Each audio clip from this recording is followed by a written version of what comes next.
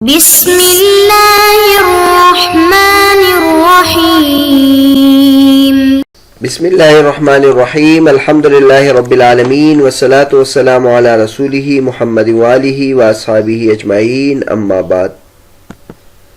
درس نمبر 160۔ آج کے سبق کا عنوان ہے شرح نخبہ کا آخری سبق۔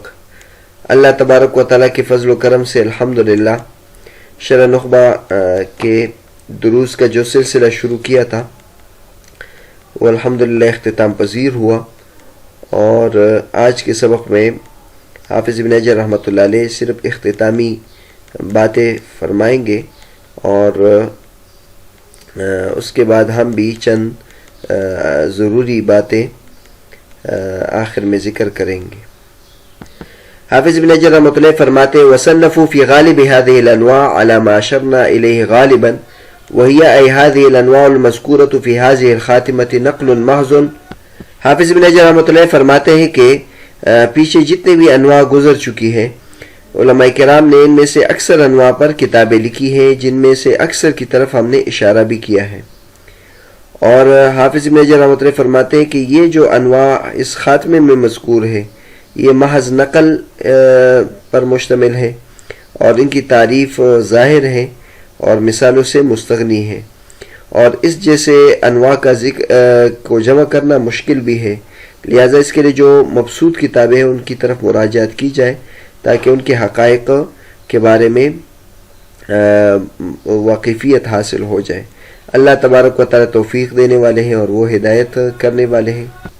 لا الہ الا ہو، اللہ تبارک و تعالی کے علاوہ کوئی عبادت کے لائق نہیں، اسی پر میں بھروسہ کرتا ہوں اور انہی کی طرف میں رجوع کرتا ہوں۔ تو بہرحال حافظ ابن حجر رحمۃ اللہ علیہ نے یہ ایک جامع کتاب اور مختصر کتاب لکھی ہے، اور اصول حدیث کے تقریباً 150 انواع کا ذکر انہوں نے کیا ہے، چھوٹے چھوٹے انواع کو بھی اگر شامل کیا جائے۔ اور اکثر میں حافظ ابن حجر رحمۃ اللہ فرماتے کہ اس موضوع پر ان کی کتابیں موجود ہیں۔ جہاں تک خاتمے میں جو ادب سے متعلق امور ہے اس کے بارے میں حافظ ابن حجر رحمۃ اللہ فرماتے کہ یہ نقل محض پر مشتمل ہے، اور ان کی تعریف واضح ہے، ان کی مثالوں کی ضرورت نہیں تھی، اور ان جیسے آداب کو جمع کرنا مشکل بھی ہے، یعنی بہت زیادہ آداب ہے، اور اگر کوئی اس کے لیے تفصیل دیکھنا چاہتے ہیں جو اس موضوع پر جو مبسوط کتابیں ہیں اس کو دیکھ لیا جائے۔ اور ہم نے ہر جگہ الحمدللہ بتا دیا ہے کہ جو اس موضوع پر کتابیں تھیں، جیسے خطیب بغدادی رحمۃ اللہ کی کتاب الجامع لاخلاق الراوی و آداب السامع، اس میں محدث کے بھی آداب ہیں اور طالب حدیث کے بھی آداب ہیں۔ کتاب کے خاتمے پر ہم ایک تو حافظ ابن حجر رحمۃ اللہ کا شکر ادا کرتے ہیں، ان کا شکریہ ادا کرتے ہیں، اللہ تبارک و تعالیٰ ان کو جزائے خیر دے۔ انہوں نے علم حدیث کے لیے بطور خاص جو خدمات انجام دی ہے، اور اللہ تبارک و تعالیٰ نے ان کی کتابوں کو جو قبولیت دی ہے، تو ہم ان کا شکر ادا کرتے ہیں کہ انہوں نے اہل علم کے لیے اس قدر علمی کتابیں لکھی۔ اللہ تبارک و تعالیٰ ان کے قبر کو نور سے منور کر دے، اور اللہ تبارک و تعالیٰ ہمارے تمام نیک اعمال کا ثواب ان کو پہنچا دے۔ اس کے بعد ہم جس شخصیت کا یہاں شکر ادا کرتے ہیں وہ شیخ نور الدین عطر رحمۃ اللہ علیہ ہیں، جو 1-2 سال پہلے ان کا انتقال ہو گیا ہے۔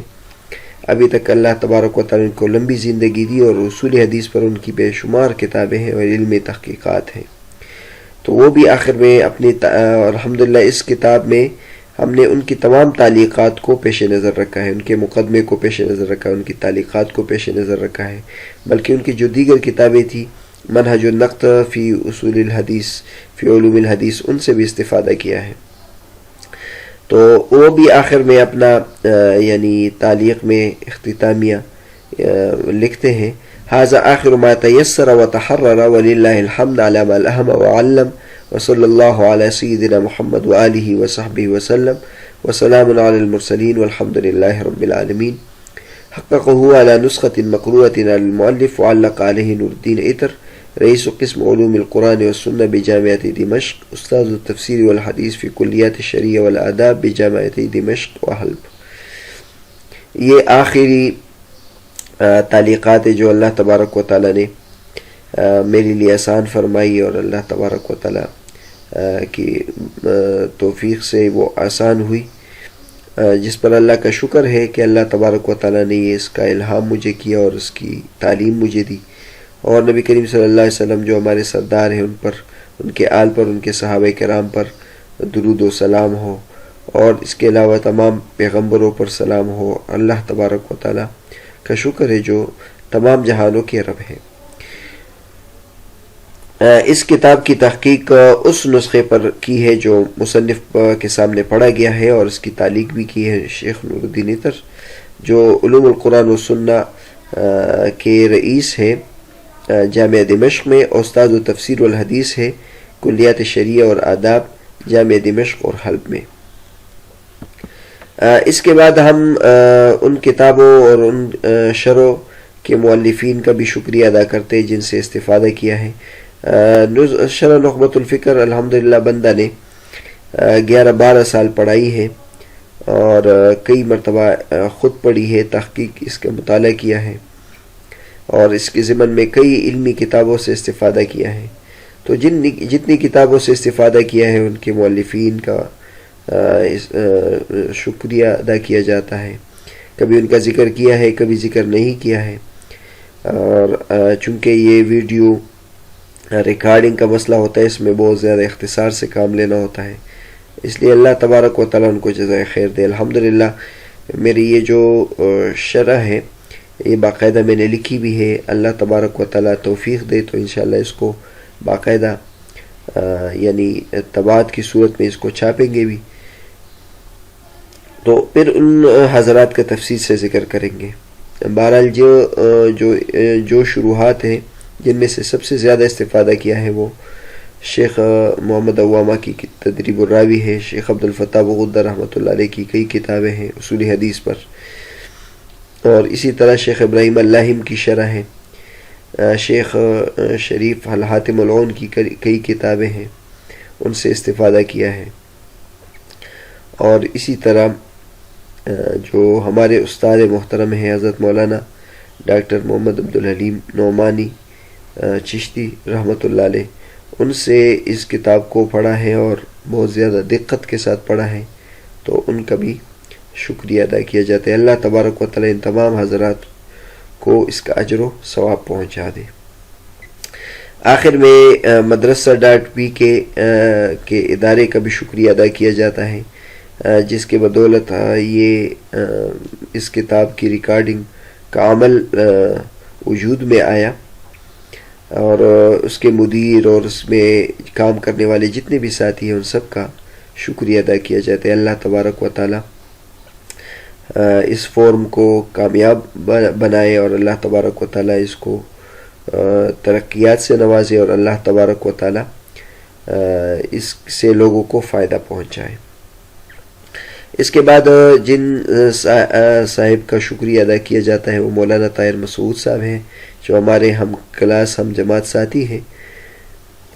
ان کے بدولت یہ نخبۃ الفکر، شرح نخبۃ الفکر کے دروس کا ریکارڈ عمل میں آیا، کیونکہ انہوں نے مجھے ترغیب دی اور اس کام کی طرف متوجہ کیا، اور پھر قدم قدم انہوں نے میری رہنمائی کی کہ کس طرح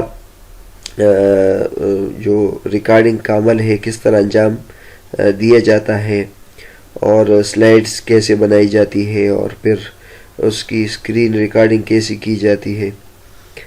اللہ تبارک و تعالی ان کو جزائے خیر دے، اور پھر اس کے بعد والا جو عمل ہے اس کو جتنے بھی سوشل میڈیا کے جو فورم ہے اس پر شیئر کرنے کا جو عمل ہے وہ اس میں بھی اس نے بہت تعاون کیا۔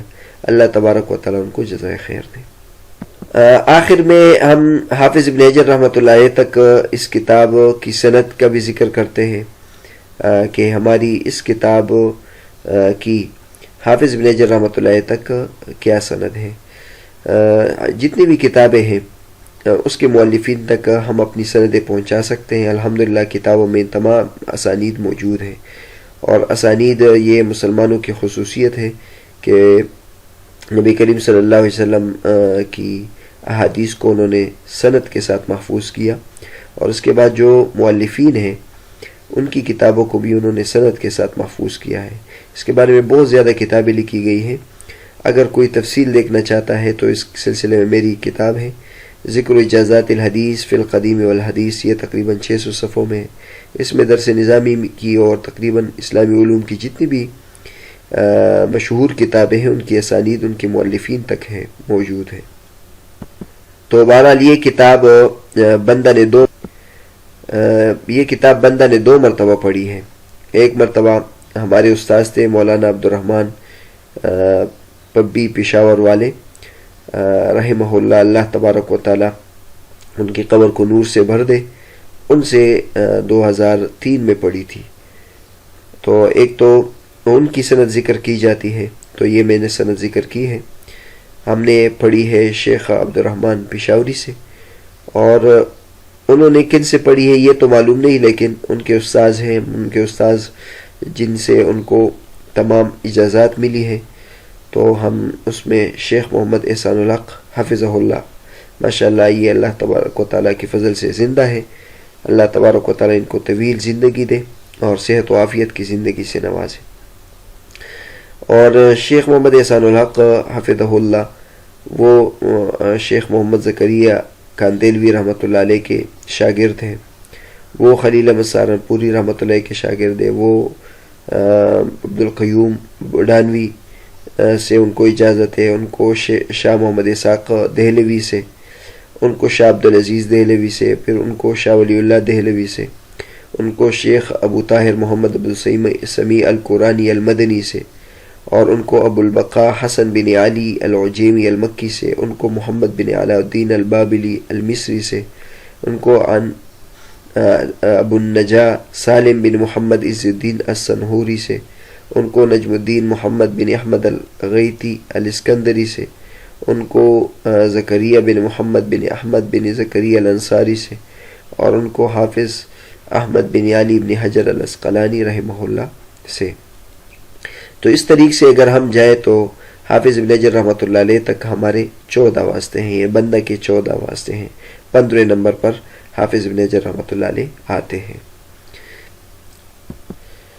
اس کے بعد بندہ نے پھر تخصص فی الحدیث کیا، اور تخصص فی الحدیث میں پھر یہ کتاب شرح نخبۃ الفکر باقاعدہ تحقیق کے ساتھ، تدقیق کے ساتھ علمی انداز میں پڑھنے کا موقع ملا. ہمارے استاد سے شیخ محمد عبدالحلیم النعمانی، تو ان سے ہم نے یہ کتاب بہت عمدہ طریقے سے پڑھی تھی. تو ایک ان کی سند بھی ہے، یہ سند پھر بہت عالی ہے، لہٰذا اس کو ذکر کیا جاتا ہے. بندہ نے یہ کتاب پڑھی ہے شیخ محمد عبدالحلیم نعمانی سے. ہمارے استاد نے اپنے بھائی جو بہت بڑے محقق عالم تھے علامہ محمد عبدالرشید نعمانی سے، ان کے استاذ تھے اور ان کو اجازات حاصل تھی شیخ محمود حسن خان ٹونکوی رحمۃ اللہ علیہ سے، اور ان کو اجازت حاصل تھی شیخ عبدالرحمن پانی پتی رحمۃ اللہ علیہ سے. اور شیخ عبدالرحمن پانی پتی رحمۃ اللہ شاہ عبدالعزیز دہلوی کے شاگرد تھے. پھر ان کو شاہ ولی اللہ رحمۃ اللہ سے اجازت حاصل ہوئی. آگے جو سند ہے وہ ایک ہے، ابو طاہر کردی ہے، پھر ابو البقاء عجیمی ہے، پھر بابلی ہے، پھر سنہوری ہے، پھر اس کے بعد نجم الدین غیتی ہے، پھر زکریہ الانصاری ہے، اس کے بعد حافظ ابن حجر ہے. تو اس سند کے لحاظ سے ہمارے اور حافظ ابن حجر رحمۃ اللہ علیہ کے درمیان یہ 12 واسطے ہیں، اور 13ویں نمبر پر حافظ ابن حجر رحمۃ اللہ علیہ ہے. تو بہرحال یہ اسانید بھی آپ کے سامنے آ گئی.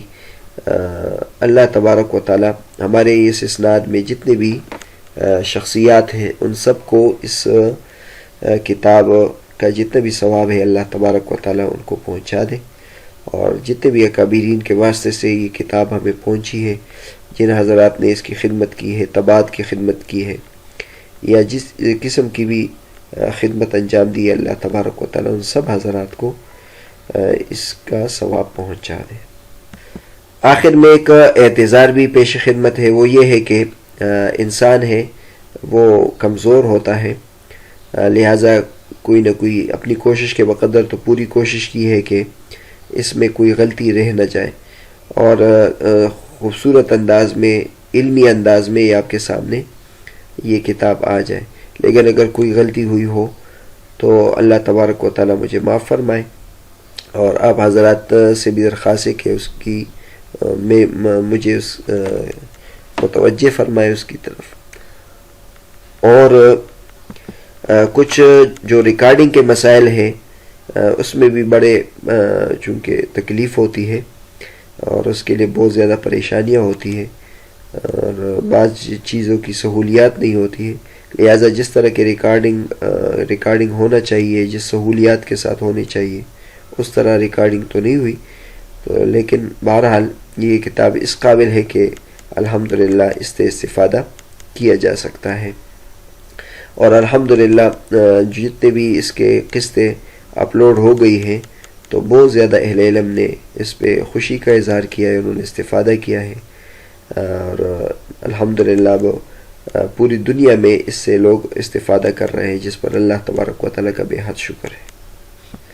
انشاءاللہ اب یہ ہماری آخری ملاقات ہے، رخصت ہوتے ہیں اور انشاءاللہ کوشش کرتے ہیں کہ ایک اور کتاب madrasa.pk کے زیر نگرانی اس کی ریکارڈنگ شروع کی جائے تاکہ ہمیں بھی فائدہ ہو اور لوگوں کو بھی فائدہ ہو.